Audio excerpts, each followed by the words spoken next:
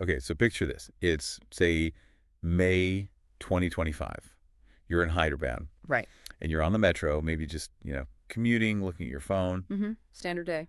and suddenly you notice these massive, really flashy ads everywhere inside the train, on the station pillars. Okay.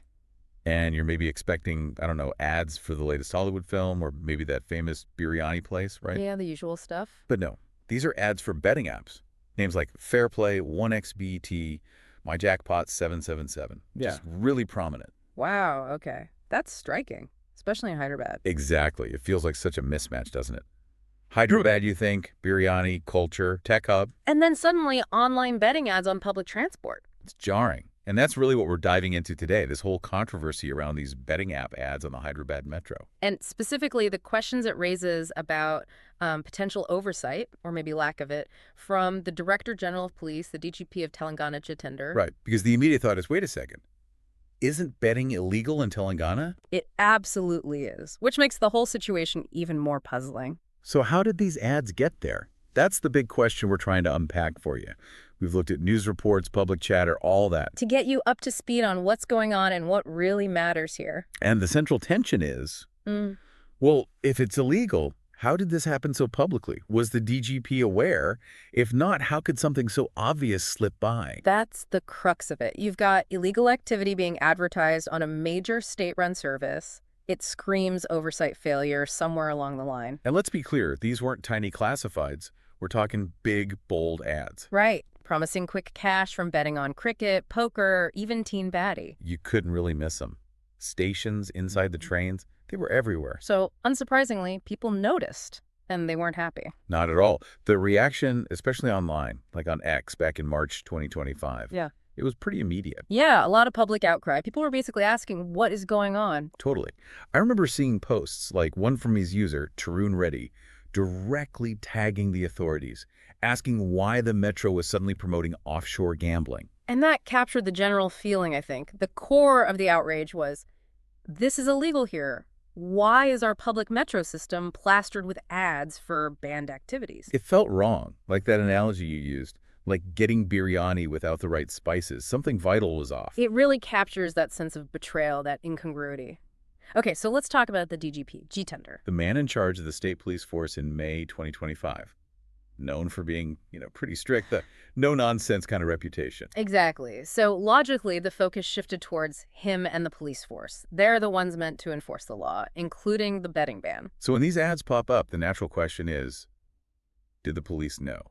Were they doing anything? Precisely. The visibility alone prompts questions about awareness and response. But, and this is really important, we have to state clearly, there is absolutely zero concrete evidence right now directly linking DGP Jitender or his office to actually placing these ads or approving them or anything like that. Right. No smoking gun, no leaked messages, nothing definitive. None whatsoever. It's crucial to make that distinction. But even without that direct link, the question that just hangs there is, how? How did these illegal ads stay up for so long without the police noticing or acting sooner? That's the persistent, unanswered question. How did something so blatant go unaddressed for what seems like a significant amount of time? It's the question everyone in Hyderabad was asking. Definitely. And maybe it helps to zoom out a bit, look at the bigger picture of online betting in India. Good idea. Because this isn't just a Hyderabad issue, is it? Not at all. We've seen a huge boom in these apps nationwide. Fairplay, 1xBET, and of course the massive Mahadev betting app case. Right, that one was huge. What's the general model for these apps? Often run from offshore, making them tricky to regulate directly. They lure people in with promises of easy money. But the reality is often financial ruin, right? Sadly, yes. Huge losses, regret. We hear these stories far too often. The Mahadev app is a prime example. Run out of Dubai, wasn't it? By those guys, Sarb Chandrakar and Ravi Upal. That's right. Originally from Chhattisgarh, the scale was just staggering, an estimated 6,000 crore scam. The Enforcement Directorate, the ED, got heavily involved. Weren't there arrests? Yes. Chandrakar was arrested in Dubai around October 2024, and Upal was detained later. These operations often involve really complex money laundering schemes. Shell companies, Hawala networks, celebrity endorsements. Exactly. Which brings us back to Hyderabad. Telangana has the Telangana Gaming Act. very strict anti-gambling laws. Which is why seeing those ads on the Metro, of all places, felt so incredibly wrong. It flew directly in the face of state law. Okay, so what about the Metro's side of things? HMRL, Hyderabad Metro Rail Limited, and L&T, Larsen and Toubro, the company running it. Right, they were in the hot seat too. Yeah. HMRL's initial response was basically, hey, we outsourced the ad space to L&T. Pointing to a clause in their agreement, clause 17.5, I believe. Yeah. So essentially pushing the responsibility onto L&T. And L&T. Their line was reportedly that the media agencies they hired were supposed to check if the ads were legal. So like you said, passing the parcel down the line, nobody wanting to hold the bag. Pretty much. But the public and eventually the courts weren't buying that simple explanation. Which led to the legal challenge. An advocate, N. Nagur Babu, filed a public interest litigation, a PIL. When was this? April 2025? Yeah, April 2025. In the Telangana High Court, the PIL demanded two main things. Get those ads down now, and get the ED to investigate the money trail. Any links between HMRL and these betting outfits? Exactly, and the high crew. They issued a notice to HMRL just to basically explain yourselves. And that seemed to work. It did, pretty quickly, actually. By April 29th, 2025, HMRL told the court, okay, they're gone. All betting ads removed. So a result, at least on the surface.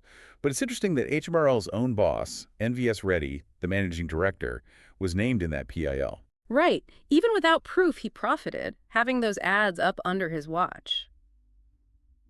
Well, it still raises questions about their internal checks and balances. Definitely. Now, while all this legal stuff was happening, the police weren't entirely idle, were they? No. Reports suggest Hyderabad police, under DGP Jitender, were taking some action against betting apps around the same time. Like what? Well, in March 2025, the West Zone DCP, SM Vijay Kumar, announced a probe into social media influencers promoting these apps. Ah, the influencer angle. That's become a big part of this whole problem. Huge. And apparently, that probe even included a police constable, Kiran Gowd, allegedly promoting apps. Wow, inside their own ranks. And the ED was also involved separately. Yes, focusing on the money laundering side within Telangana, parallel to the Metro issue. We heard about arrests, frozen bank accounts. And even some Tollywood stars being booked. Rana Daggubati, Vijay Deverakonda, Prakash Raj. Yeah, those names came up in reports about alleged endorsements. Prakash Raj actually spoke about it, said he'd promoted an app way back, like 2016, but stopped when he got suspicious. Shows how tricky it can be, even for public figures. Absolutely. But here's where things get really critical, the timeline.